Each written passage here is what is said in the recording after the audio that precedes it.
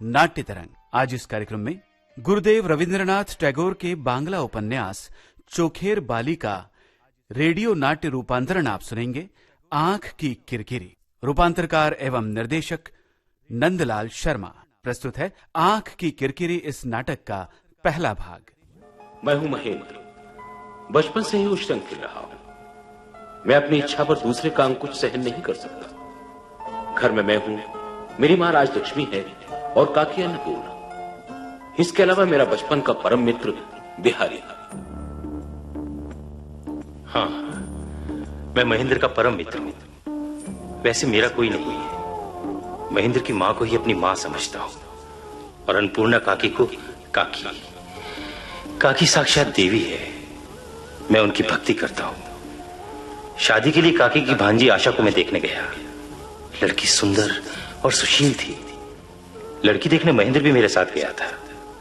बात पक्की हो गई। लेकिन भाग्य की विडंबना देखिए कि हमारी शादी महेंद्र के साथ हो गई। वैसे हमारे पति की शादी हमारी सास की सहेली की लड़की विनोदनी से होने वाली थी, लेकिन मेरा ऐसा भाग्य कहाँ था। शादी से ही 4 दिन पहले उन्होंने इनकार कर दिया। फिर बिहारी से शादी की बात चली, लेकिन और फिर मजबूरी में मेरी शादी एक रोगी व्यक्ति से हो गई। और कुछ दिनों बाद वो चल बसी। एक बार महेंद्र की मां अपनी मायके आई, वहीं उन्हें मैं मिल गई। उनके साथ बिहारी भी था। जब कलकत्ता लौटने लगी तो मुझे भी अपने घर ले आई। घर का सारा काम मैं स्वयं करने लगी तो महेंद्र की पत्नी आशा अपने आप को मेरे सामने छोटा समझने लगी, मुझसे दूर दूर रहने लगी। लेकिन थोड़े ही समय में हम सहेलियां बन गई।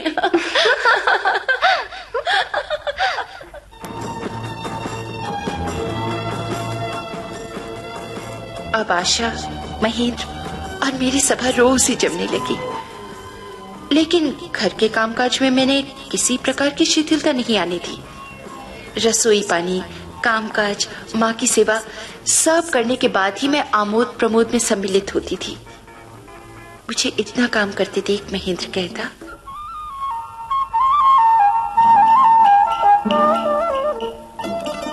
दास दासियों से काम न लेकर तुम उन्हें मिट्टी कर दोगे।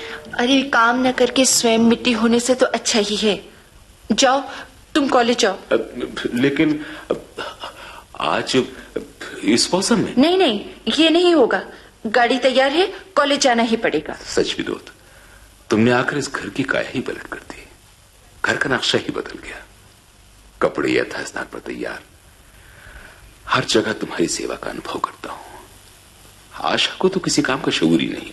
अरे हाँ, बिहारी बाबू बहुत दिनों से नहीं आए। हाँ, मैं तो भूल ही गया था। बिहारी ने मुझे लिखकर सूचित किया था कि रविवार को मां के हाथ का भोजन करेगा, लेकिन मैंने उत्तर लिख दिया कि रविवार को मुझे विशेष कार्य से बाहर जाना है। तुमने ऐसा क्यों लिखा? अरे उसके आने पर अपना रविवार मिट्टी हो जाता। अरे महेंद्र, शंभू से मालूम हुआ कि तुम बाहर नहीं गए। हाँ? घर में ही हो। हाँ, वो तबीयत ठीक नहीं, इसलिए बाहर नहीं जा सका। वो सर में बहुत दर्द है। बैठो बिहारी। तुम बहुत देर से बैठे हो। लाओ, सर में बाम लगा देती हूँ। नहीं, इसकी कोई जरूरत नहीं है। अरे लेटो भी, मैं लगा देती हूँ। लेटो भी, लेटो। अच्छा।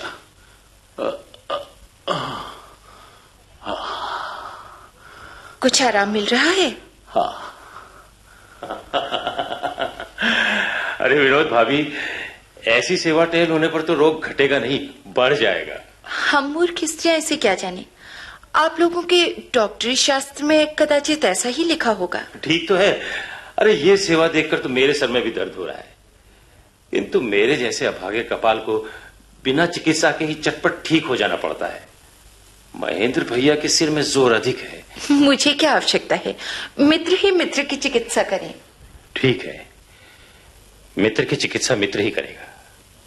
मैं ही सर दर्द लाया हूं, मैं ही इसे साथ ले जाऊंगा। औषधि द्वारा बीमारी दूर करने की अपेक्षा बीमारी होने न देना ही अच्छा है। अच्छा, मैं चलता हूं।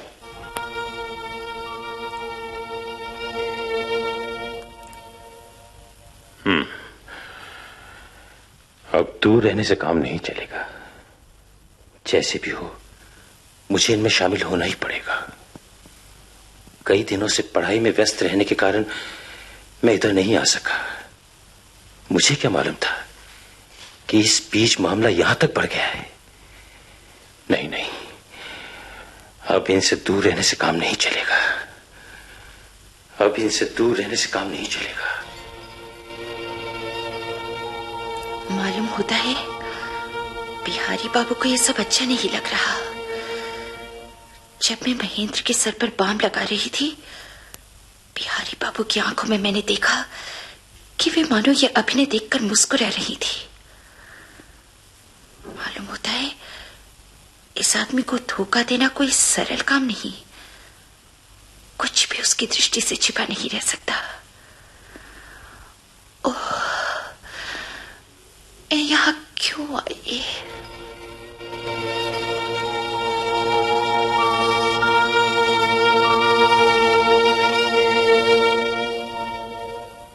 विनोद भाभी, इस लड़के को इसकी माँ ने मिट्टी किया, अब स्त्री कर रही है। तुम वैसा ना करके एक नया रास्ता दिखाओ। अर्थात मेरे जैसे आदमी को, जिसे कोई कभी पूछता नहीं, उससे मिट्टी करो। हम मिट्टी होने की उम्मीदवारी इतनी सरल नहीं है बिहारी। सिर्फ दरख्वास्त देने से ही काम नहीं हो जाता। मिट्टी होने की क्षमता भी तो होनी चाहिए बिहारी बाबू। वो तो अपना गुण न होने पर भी दूसरे का हाथ लगने से आ जाती है। बहन किरकिरी, भाई अपने इस तेवर का भार अब तुम ही ले लो। बहन, तुम्हारा ये भिक्षुक तेवर मेरी आड़ में तुम्ही से मान की भिक्षा मांगने आया है। अरे कुछ दे दे। हम जाते हैं। वाह भाई वाह, मेरी बारी में बातें दूसरों पर टाल दी जाती हैं, किंतु महेंद्र के साथ नकद कारोबार होता है। बिहारी, ये तू क्या बक रहा है? ठीक है, मैं चलता हूँ। अरे रे रे रे, आप निराश होकर न चाहिए बिहारी बाबू। मैं अभी किरकिरी को भेज देती हूँ। महेंद्र, तुम अपना सर्वनाश करना चाहते हो तो करो, किंतु जो सरल हृदय साध्वी तुम पर पूर्ण विश्वास रखती है, उसका सर्वनाश ना करो। अब भी कहता हूं, उसका सर्वनाश ना करना। पहेली मत बुझाओ बिहारी, जो कुछ कहना है साफ साफ कहो। साफ ही कहूंगा। महेंद्र, विनोद ने तुम्हें जानबूझकर अधर्म की ओर ले जा रही है और तुम ना समझकर कुमार की ओर बढ़े जा रहे हो। बिल्कुल झूठ। यदि तुम किसी भद्र महिला को ऐसी संदेह भरी दृष्टि से देखते हो तो अंतःपुर में तुम्हारा आना ही ठीक नहीं। ठीक है, मैं जाता हूं।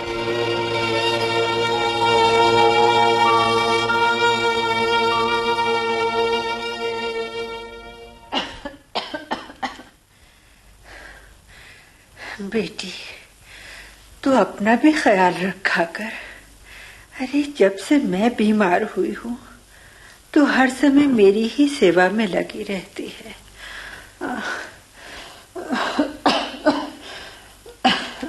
अरे क्या हुआ माँ? मुझे तुम्हारी सेवा करने में कितना आनंद मिलता है। अरे वही तो तुझ में विशेषता है जी। जब भी तुझ पर कोई काम आ पड़ता है तो तू उस काम को करने में इतनी तल्लीन हो जाती है कि किसी और ध्यान नहीं देती। काश तुम मेरी बहू होती। माँ, आप ज्यादा न बोलें, आराम करें। चुन्नी, मैं तुमसे कई बार कह चुका हूं कि मेरे नहाने से पहले मेरे कपड़े तैयार कर दिया करो, पर एक दिन भी तुमने ऐसा नहीं किया। इससे कितना समय बर्बाद होता है। पर हमने तो नौकर से कह दिया था। नौकर से कह दिया था, अपने हाथ से नहीं कर सकती थी? तुमसे तो किसी काम की आशा करना ही व्यर्थ है। तुम कुछ भी नहीं समझती कैसे क्या करना चाहिए। कमरे की हालत देखी है, हर चीज बेतरतीब है। तुम हमें दासी की तरह रखो, दंड दो, फिर अपने चरणों की सेवा के योग्य बना लो। चुन्नी, मुझसे अपराध हुआ है, मुझे क्षमा कर दो चुन्नी। नहीं, ऐसा न कहो। तुमने कोई अपराध नहीं किया, सब दोष हमारा है। चुन्नी, मेरी हृदय मणि चुन्नी, मैं हृदय में सबसे ऊपर तुम्हें रखूंगा। अरे हाँ, कॉलेज में कल से हमारी नाइट ड्यूटी पड़ रही है, इसलिए वहां मेस में रहना पड़ेगा। सुनो, हमारी एक प्रार्थना है। कहो। हमें रोज एक चिट्ठी भेजा करोगे? और तुम भी? चलो हटो, हमें क्या लिखना आता है?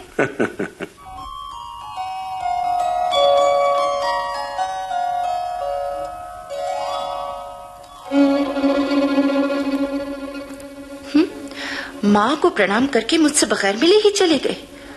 मेस में जाकर रहेंगी, दिखाना चाहते हैं कि मेरी परवाह नहीं करती। उफ। महेंद्र, आशा के प्रति तुम्हारा प्रेम मेरे प्रणय वंचित चित्त को हमेशा ही बधा करता है। मुझ जैसी स्त्री रत्न की उपेक्षा करके तुमने आशा जैसी क्षीण बुद्धिहीन बालिका का वरण किया। महेंद्र, उफ, तुमने मेरे अंतर में एक आग सुलगा दी है। मैं तुम्हें दंड दूं या हृदय समर्पण कर दूं?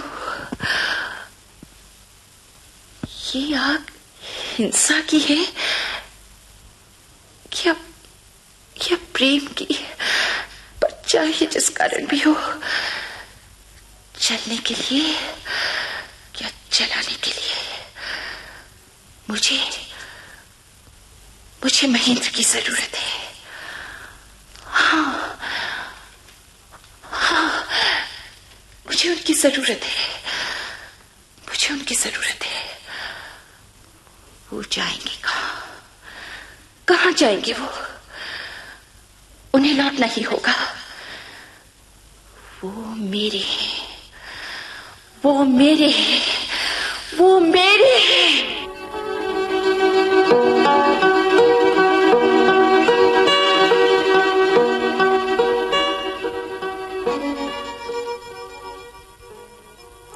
उन्हें गए कितने दिन हो गए, लेकिन उनकी चिट्ठी नहीं आई।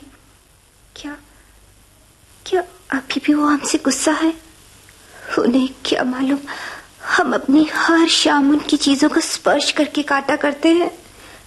हमने तो उनसे प्रार्थना भी की थी कि हर रोज हमें चिट्ठी भेजा करना। क्यों यहाँ चुपचाप अकेले में क्या उनकी याद से बातें हो रही हैं? बहन देखो ना, हमसे कहकर गए थे कि हमें रोज चिट्ठी लिखा करेंगे, पर उनकी कोई चिट्ठी नहीं आई। हमें डर लगता है कहीं वो हमसे गुस्सा। अरे रे, रोते नहीं। हो सकता है कि वो ये सोच रहे हो आशा ने चिट्ठी क्यों नहीं लिखी। हमें लिखना नहीं आता बहन। हाँ, हमारी तरफ से तुम चिट्ठी लिख दो ना। अरे इसमें सोचना क्या है, जो दिल में आए वो लिख दो।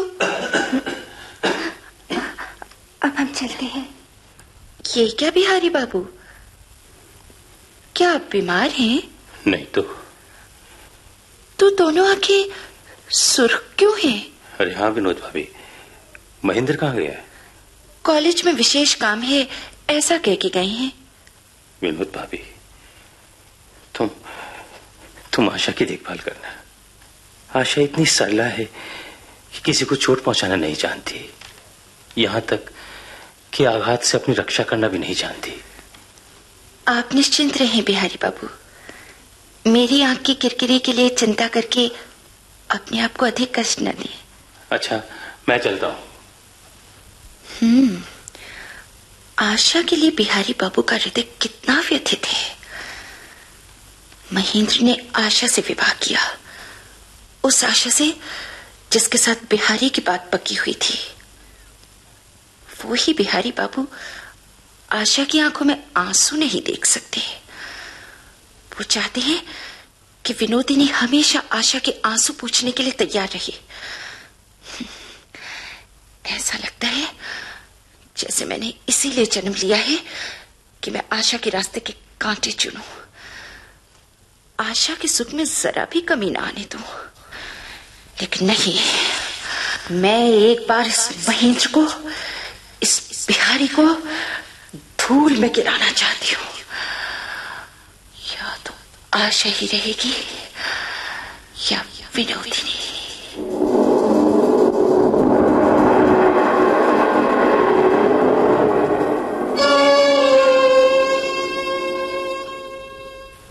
दिनों के बाद आशा की चिट्ठी आई है। आशा, मेरी आशा। जरा पढ़ूं तो आशा ने क्या लिखा है। प्रियतम, जिसे भूलने के लिए चले गए हो, इस पत्र में उसकी याद क्यों दिलाऊं? तुम्हारी अवहेलना, ये उपेक्षा जो कांटे की तरह मेरी पसलियों में समा गई है, वो दिन रात सब कामकाज, सब चिंताओं के बीच मुझे बेधती रहती है। नाथ, हाँ नाथ, तुमने जो मुझसे प्रेम किया वो क्या मेरा ही अपराध है? मैंने क्या स्वप्न में भी ऐसे सौभाग्य की आशा की थी? न जाने क्या देखकर तुमने मुझे इतना आदर दिया, लेकिन एक बात समझ न सकी कि घर में रहते हुए भी क्या तुम मुझे फेंक नहीं सकते थे? मेरे लिए भी क्या तुम्हें घर छोड़कर जाने की जरूरत थी? मैं क्या तुम्हें इस तरह पकड़े हुए हूं? मेरे लिए क्या कहीं जाने का रास्ता नहीं रह गया था? मैंने तो कई बार काम जाना चाहा, लेकिन मुझे रोक लिया गया, वरना मैं तो बह कर आई हूं, बह कर चली जाती। ये चिट्ठी, समझा। आशा की आड़ लेकर विनोदनी ने ये चिट्ठी भेजी है। विनोदनी समझती है कि मैं उसे भूलने के लिए घर छोड़कर आया हूं। उसकी इस स्पर्धा को झूठ सिद्ध करने के लिए मुझे तुरंत ही घर लौटना चाहिए, और अब से मैं विनोदनी से दूर ही रहूंगा। यहां लौटने से पहले मैंने सोचा था कि मैं विनोदनी से दूर रहूंगा, लेकिन ये स्वाभाविक स्थिति नहीं। सहज भाव से बातचीत करके इसे खत्म कर देना चाहिए। बिहारी बाबू, न जाने महेंद्र बाबू को क्या हो गया है।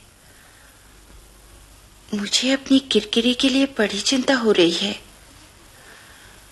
मैं तो सदा यहां रहूंगी नहीं, पर मेरे चले जाने के बाद तुम उसका ध्यान रखना, वो दुखी ना होने पाए।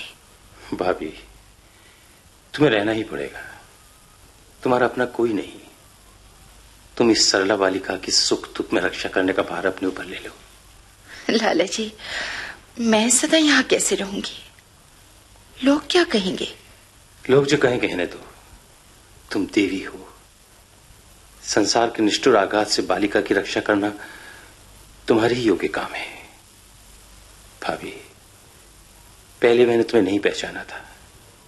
मैंने भी संकीर्ण हृदय सामान्य लोगों की तरह तुम्हारे बारे में नीच धारणा बना ली थी कि तुम आशा के सुख से ईर्ष्या करती हो, किंतु बाद में तुम्हारे हृदय का परिचय मिला और तुम पर श्रद्धा हो गई। अच्छा, मैं चलता हूं।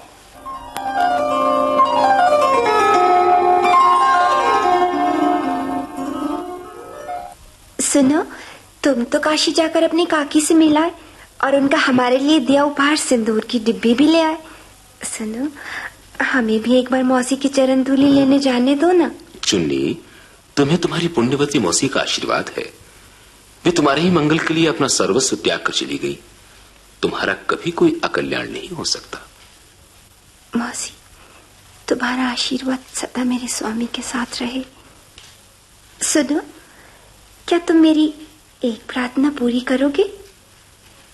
मुझे एक बार, सिर्फ एक बार उनसे मिलने जाने दो। वो मेरी ताई जी है ना, वो मेरी ताई जी है ना, वो काशी जाने वाली है। उन्हीं के साथ मुझे भेज दो। मैं अभी माँ से कहता हूँ। माँ, क्या है बेटे? माँ, बहू काशी जाना चाहती है। मुझे कॉलेज में काम है, मैं नहीं जा सकूंगा। उसकी ताई जा रही है, उसी के साथ चली जाएगी। हाँ जी, बड़ी अच्छी बात है। वो लोग बड़े आदमी ठहरे, उनके साथ जाने से हमारा गौरव बढ़ेगा ना। महेंद्र, तुम साथ क्यों नहीं चले जाते? मैं नहीं जा सकूंगा। तो फिर साथ विनोद भाभी चली जाए तो कैसा रहेगा? बिहारी, अपने मन की बात साफ साफ कहो। छल करने की कोई जरूरत नहीं है। तुम मुझ पर अंदर ही अंदर संदेह करते हो कि मैं विनोदनी से प्यार करता हूं। प्रेम मैं नहीं करता, बल्कि मैं तुम्हारे सामने कहता हूं कि तुम आशा से प्रेम करते। महेंद्र, ईश्वर तुम्हें क्षमा करे महेंद्र, मैं जा रहा हूं। लाला जी, किरकिरी के साथ मैं भी काशी जाऊंगी। नाना भाभी, ये ना होगा। मैं यहां का कोई नहीं हूं। मैं किसी बात में हस्तक्षेप करना नहीं चाहता। इससे भला नहीं होगा। तुम देवी हो, तुम्हें जो अच्छा लगे करो। मैं चल दिया। लाला जी, मैं देवी नहीं हूं, मैं देवी नहीं हूं। तुम्हारे जाने से किसी का भला नहीं होगा। पीछे मुझे दोष मत देना।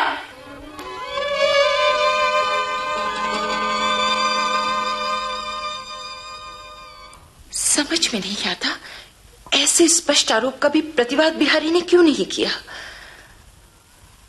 पर अच्छा ही हुआ, इससे अब वो आशा से दूर चला गया।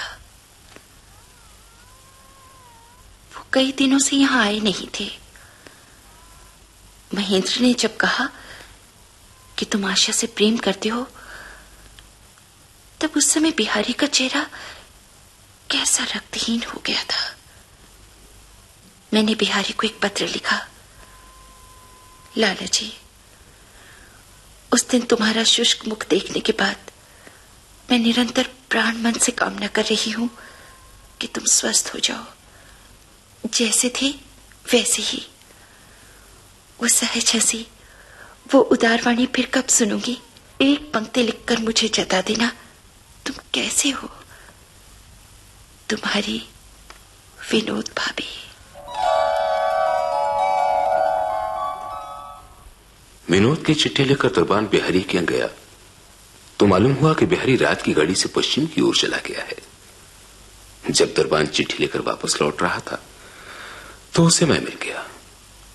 मैंने वो चिट्ठी उसे ले ली और पढ़ने लगा।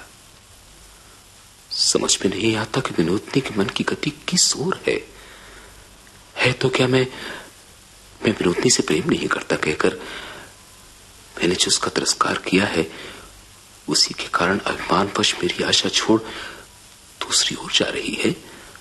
वो मेरे अधिकार से अलग चली जाएगी। नहीं नहीं नहीं, मुझे उसे अपनी ओर खींचना ही होगा। हाँ, उसे अपनी ओर खींचना होगा। मुझे उसे अपनी ओर खींचना होगा।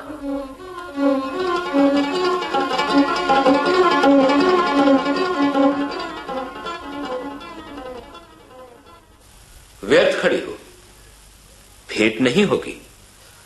लो, तुम्हारी चिट्ठी लौट आई है। मैं जा रहा हूं। लेकिन चिट्ठी खुली हुई क्यों है? मैं पूछती हूँ, चिट्ठी खुली हुई क्यों है? समझी, बिहारी ने चिट्ठी खोली और पढ़कर वापस कर दी। बगैर एक पंक्ति लिखे मेरी चिट्ठी वापस कर दी।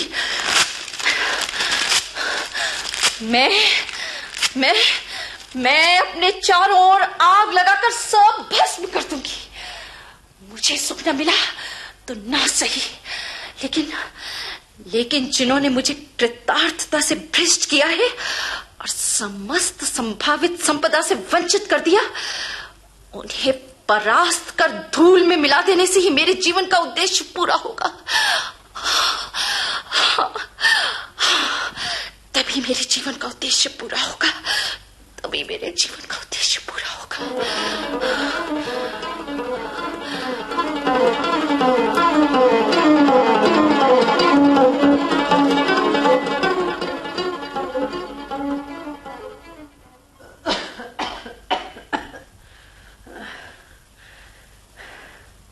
बेटी, देख रही हूं कि महेंद्र आजकल बड़ा विक्षिप्त सा रहता है। शायद बहू के चले जाने के कारण उसे अच्छा नहीं लग रहा। अब मुझसे तो सीढ़ी चढ़कर ऊपर जाया नहीं जाता। तू ही महेंद्र की देखभाल किया कर बेटी। जरूरत क्या है माँ? हाँ, अच्छा, तब मुझसे ही जो कुछ हो सकेगा करूंगी। चलो जरा देखो तो उसे।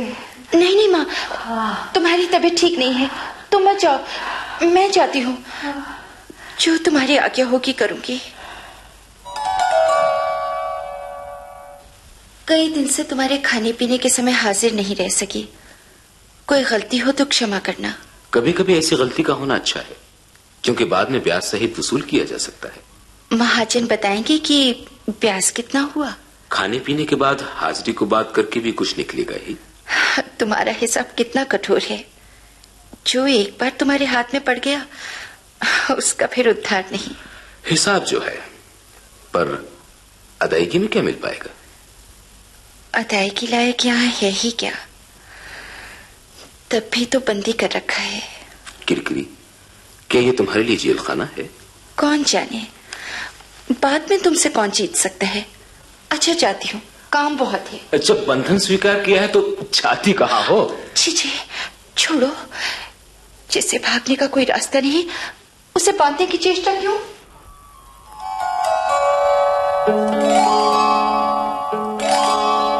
अरे आशा, तू? बेटी, मैं तो मुझसे मिलकर गया ही था, फिर कुछ समय बाद तुम मेरे पास काशी चली आई। बेटी, कहीं कोई ऐसी वैसी बात तो नहीं? सच बता, महेंद्र अच्छी तरह तो है ना? नहीं मौसी, ऐसा कुछ भी नहीं, सब ठीक है। हे भगवान सदा तुम्हें सुखी रखे। अरे हाँ, बिहारी का क्या हाल है बेटी? वो क्या ब्याह करेगा ही नहीं? उसकी तबीयत तो ठीक है ना? उनकी बात मुझसे न पूछो। अरे बता तो, क्या बात है? वो मैं न बता सकूंगी। बेटी सुन तो चुन्नी। हे भगवान, सोने जैसा लड़का, बिहारी में ऐसा क्या परिवर्तन हो गया जो चुन्नी आज उसका नाम सुनकर उठ गई? अरे हाँ, मैं तो भूल ही गई थी, इलाहाबाद से कुंजी की सास आने वाली थी। शायद वो ही आ गई। चुन्नी बेटी, लालटेन लेकर नीचे जा और दरवाजा खोल दे। अच्छा मौसी, खोलती हूँ। हाँ। भाभी जी, मैंने तो सुना था कि तुम काशी नहीं आओगी। मौसी, मैं तुम्हारे पाँव पड़ती हूँ मौसी, उन्हें अभी यहाँ से चले जाने को कह दीजिए। किसे चुन्नी? किसे? वो बिहारी लाला जी है ना, वो यहाँ भी आ गए मौसी। अच्छा, बिहारी।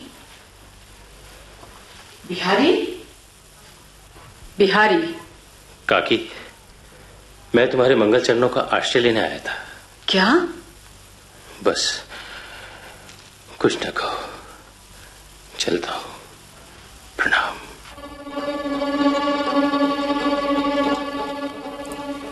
सुनो, हम तुम्हें लिख रहे हैं। बिहारी लाला जी एकाएक आज शाम यहाँ चले आए थे। तुम जल्दी आकर हमें ले जाओ। ताऊ जी के लौटने का भी कुछ नहीं, तुम जल्दी आकर हमें ले जाओ।